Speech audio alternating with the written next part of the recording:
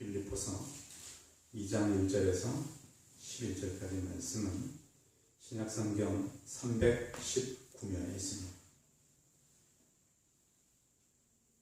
빌립보서 2장 1절에서 11절까지 말씀을 봉독해 드리겠습니다.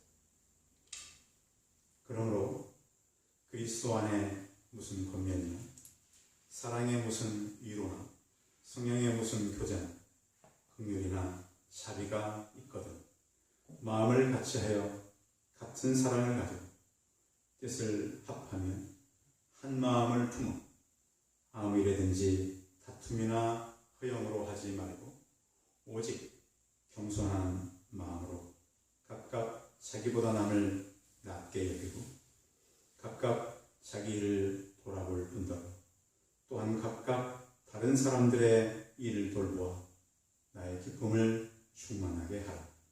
너희 안에 이 마음을 품으라.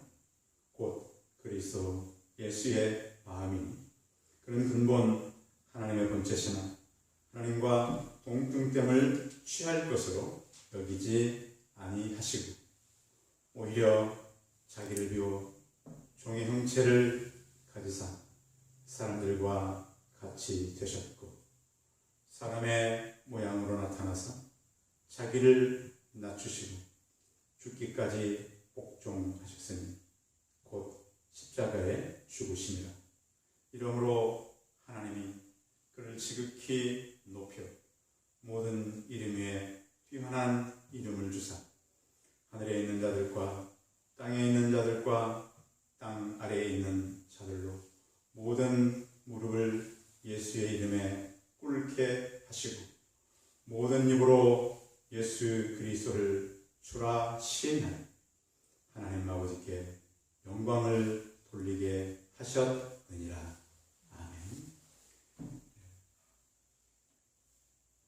가정에서 예배를 드리는 성도님들, 가정 안에 예수 그리스도의 평안과 예수 그리스도께서 주신 행복들이 넘치기를 바랍니다. 사람은 살아가면서 사람을 알기가 참 어렵습니다. 언젠가 현직 대통령이 같이 일을 해가야 되는 그 청와대 인사가 범해서는 안 되는 그 잘못된 죄를 범해서 그 사람을 너무 믿었던 것이 자기가 잘못했다는 것을 이렇게 표현했습니다. 10길 물속은 알아도 한 길 사람 속은 모른다는 말이 괜히 있는 것이 아니라는 생각을 하게 된다. 주행 사건으로 인해서 연루된 사건 때문에 대통령이 많은 어려움을 당했습니다. 평생을 같이 살아가는 부부도 서로를 모를 때가 참 많습니다. 그래서 그렇게 오랫동안 같이 살았는데도 그 마음을 알 수 없다는 표현을 합니다. 그러면 하나님을 섬기는 예수 믿는 사람들은 하나님의 마음을 어떻게 알 수 있을까요? 그 방법은 성경을 통해서만 알 수 있는데요. 구약을 통해서는 우리는 창조주 하나님 그리고 공의의 하나님, 신약을 통해서는 우리를 구원하신 구원의 하나님, 사랑의 하나님, 희생의 하나님을 알 수 있습니다. 오늘 우리는 예수님의 마음이 어떤가를 같이 알기를 원합니다. 예수님은 하나님을 아버지라고 우리에게 가르쳐 주셨어요. 예수님을 믿으면 창조주 하나님이 우리의 아버지가 되십니다. 예수님께서 아버지를 소개할 때 자주 우리에게 하신 말씀이 있는데 그 말씀은 바로 하물며 라고 하는 말씀입니다. 우리의 아버지 되신 하나님께서 하물며 돌보시지 않겠는가라는 것이죠. 악한 부모도 자녀에게는 좋은 것을 주는데 하나님께서 우리에게 모든 것을 더 주지 않겠는가. 좋은 것 주시고 더 큰 것 주시고 구하지 않는 것도 하나님은 다 주신다는 것이죠. 하나님을 섬기는 사람들은 이 땅에 살아가지만 이 땅의 사람이 아니고 하늘의 사람들입니다. 그래서 우리는 하나님께서 계시는 대보면 영적인 하늘의 공간과 땅에 사는 사람들의 땅의 공간을 오가면서 하늘의 것을 날라서 세상에 갖다주는 믿음의 사람들이 바로 하나님을 섬기는 사람들입니다. 헬란말에 사람을 품다라는 말은 생각하다라는 그런 뜻을 같이 갖고 있습니다. 우리말에는 품다라고 하는 말이 주로 새들이 알을 품다라는 좀 따뜻한 그런 말입니다. 예수님께서 이 땅에 오셔서 십자가의 길을 가시면서 하신 말씀이 있습니다. 예루살렘아 예루살렘, 선지자들을 죽이고 내게 파송된 자들을 돌로 치는 자, 암탉이 자기 새끼를 날개 아래 모음같이 내가 내 자녀를 모려한 일이 몇 번이냐. 그러나 너희가 원치 아니하였도다. 이렇게 말씀하셨습니다. 성경에 예수님을 품다라는 말은 예수님의 마음을 품는 일로 같이 나타납니다. 예수님의 그 마음씨를 가지고 사는 일이 바로 예수님을 품고 사는 일입니다. 분명한 것은 예수님의 마음을 품는 것은 이론이 아니고 그것을 실천하고 살아야 된다는 것이죠. 하나님의 말씀을 듣고 나면 이해는 합니다. 고개도 끄덕거려지고 그렇게 살아야지. 근데 그것이 우리의 삶에 실제로 나타나기까지는 많은 시간이고 또 우리의 실제적인 훈련도 필요한 것입니다. 오늘은 사도 바울이 빌립보 교회를 향해서 예수님의 마음은 어떤 마음입니까? 빌립보 교회가 그렇게 화목한 교회는 아니었습니다.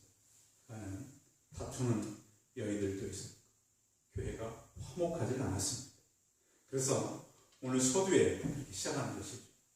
그리스도 안에서 어떤 권면이나 어떤 사랑의 이루나 성령의 무슨 교제가 있을 때에 마음을 같이 해서 같은 사랑을 가지고 합하여 한 마음을 품고 다툼이나 허영으로 하지 말고 겸손한 마음으로 각각 자기보다 남을 낮게 여기라 그랬습니다.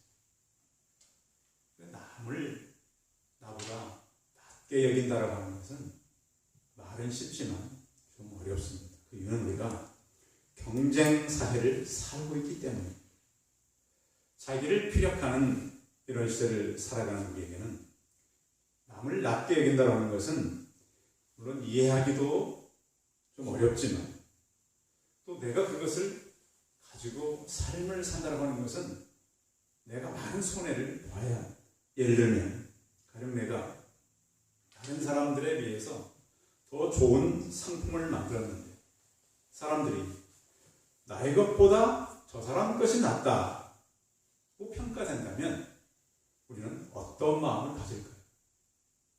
내 것이 나은데 사람들이 왜 저렇게 평가를 할까? 이렇게 생각할 것입니다. 또 우리가 받은 교육도 마찬가지입니다. 경쟁 사회에서 우리는 길러졌고 더 나아야 된다고 늘 배웠기 때문에 성경으로 돌아가서 예수님의 마음을 품다라고 하는 것은 참 소에게 경을 읽는 것처럼 어려운 일일지도 모릅니다. 그런데 예수님은 오늘 사도 바울을 통해서 예수님의 마음이 바로 다른 사람을 나보다 낮게 여기는 마음이라고 한 것이죠. 본절에서 예수 그리스도를 섬기는 우리들은 세상 사람과 달라야 된다는 것을 말씀하고 또 우리가 하나님께서 주시는 어떤 권면이 있을 때는, 위로나 어떤 사람들에게 이야기를 할 때는 우리의 마음을 오히려 나보다 다른 사람들을 낮게 여길 때 우리 마음이 예수님의 마음으로 표현된다는 것입니다. 남보다 내가 나아야지. 그런데 남을 낮게 여기는 일은 세상에서는 패자라고도 말할 수 있습니다. 저 사람은 다른 사람보다 못해.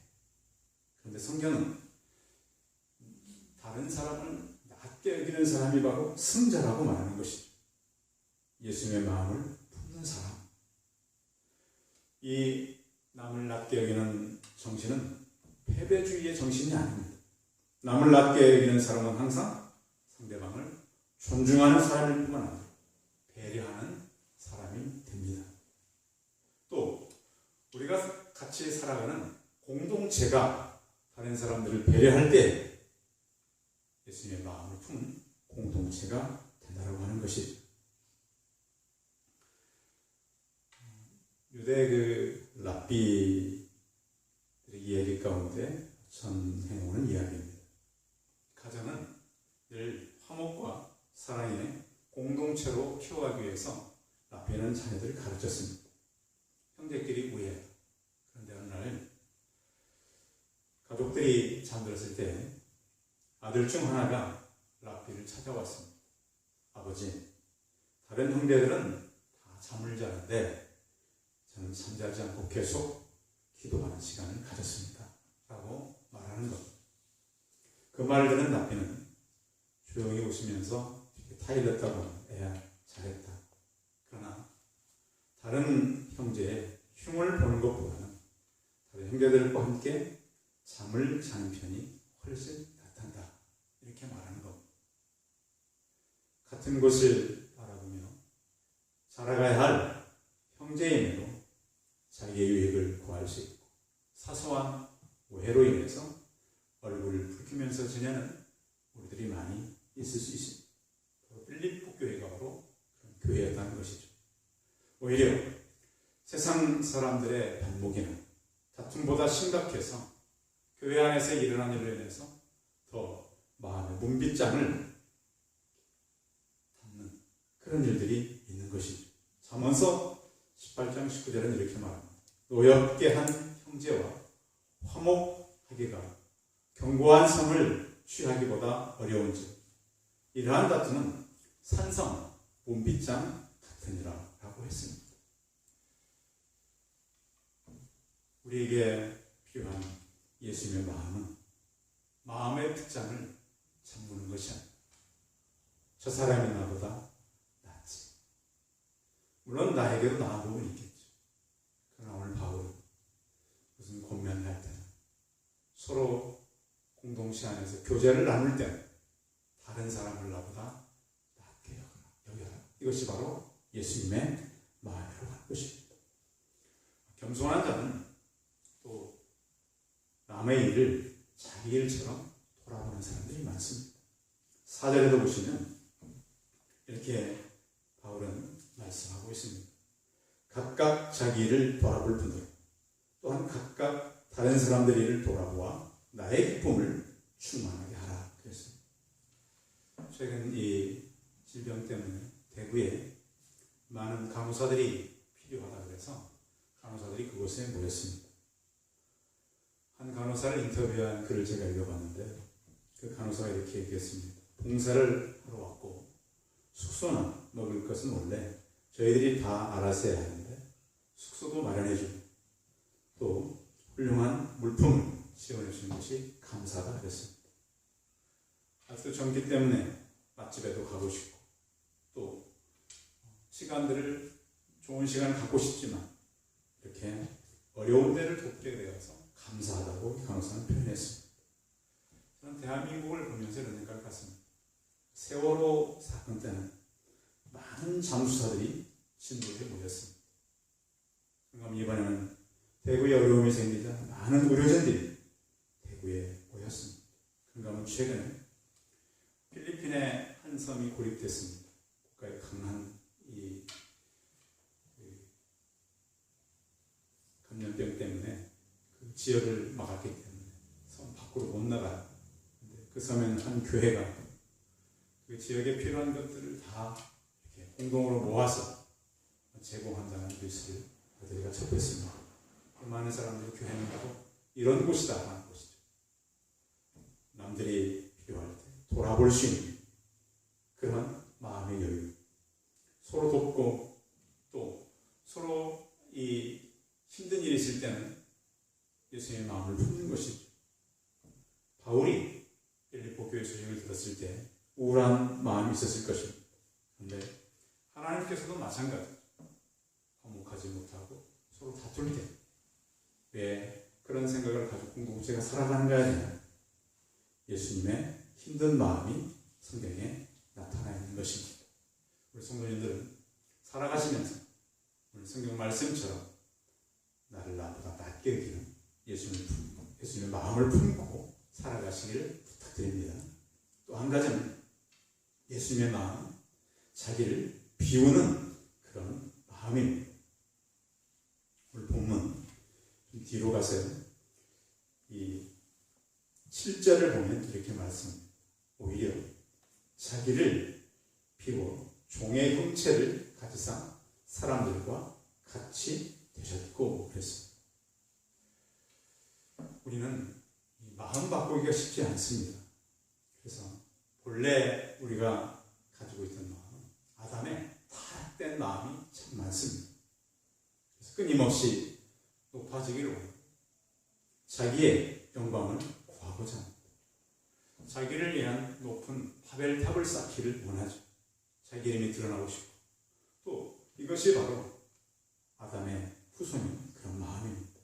인간의 근본적인 속마음이 바뀌기는 쉽지 않습니다. 그럼 어떻게 하면 우리가 우리의 속마음이 변하고 바뀔 수가 있을까요? 어떻게 하면 우리의 죄악된 마음을 버리고 자기를 비우는 마음으로 살아갈 수가 있을까요? 예수님은 하나님과 동등된 것을 버렸다라고 성경은 말씀합니다. 예수님의 제자들이 예수님을 3년 동안 따라다녔지만 그 제자들은 서로 누가 높은가 하는 서열 싸움을 계속했습니다. 예수님은 이렇게 말씀했습니다. 너희 중에는 그렇지 아니하니 너희 중에 누구든지 크고자 하는 자는 너희를 섬기는 자가, 너희 중에 누구든지 으뜸이 되고자 하는 자는 너희 종이 되어야 하리라.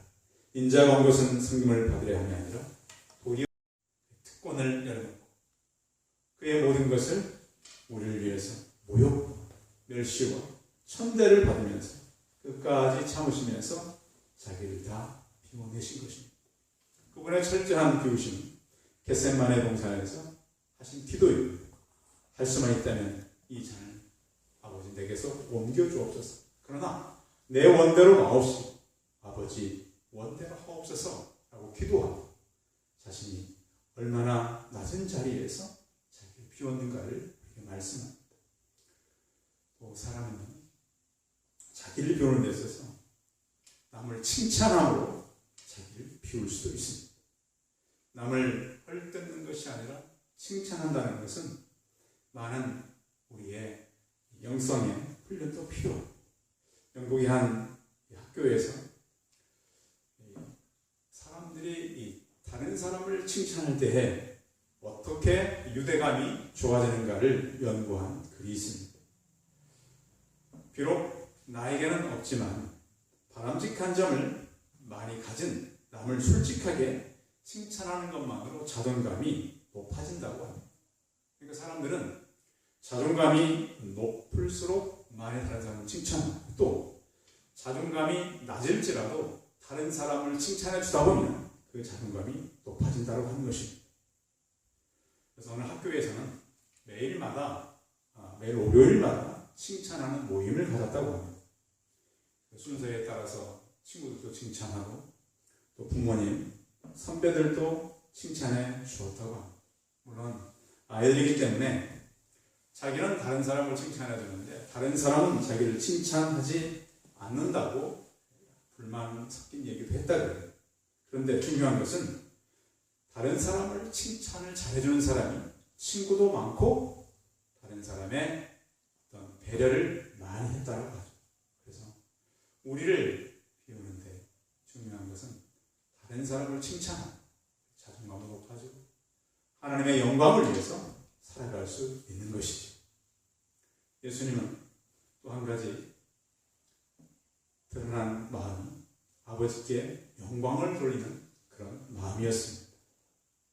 오늘 본문에 보면 9절에 이런 말씀을 합니다. 이러므로 하나님이 그를 지극히 높여 모든 이름 위에 뛰어난 이름을 주사 하늘에 있는 자들과 땅에 있는 자들, 땅 아래에 있는 자들로 모든 무릎을 예수의 이름에 꿇게 하시고 모든 입으로 예수 그리스도를 주라 시인하여 하나님 아버지께 영광을 돌리게 하셨느니라. 그랬습니다.